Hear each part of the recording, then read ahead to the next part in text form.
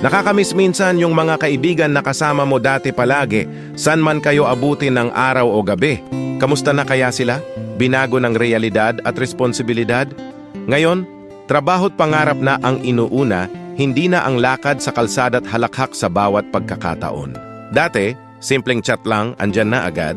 Ngayon may pa-schedule pa pero minsan di pa rin matuloy kahit kay tagal ng pinag-usapan. Ang dating araw-araw na kwentuhan, napalitan na ng scene or di kaya, kamusta ka na? Nakadalasan nauuwi sa wala.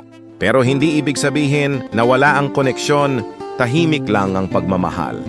Pero buo pa rin ang batayan. Kasi sa bawat tagumpay na naabot, sa bawat luhang natuyo, alam mong sila pa rin yung isa sa mga dahilan kung bakit ka nagpapatuloy. Siguro nga ganito talaga ang buhay. Pero sa puso, di kailanman mawawala yung samahan.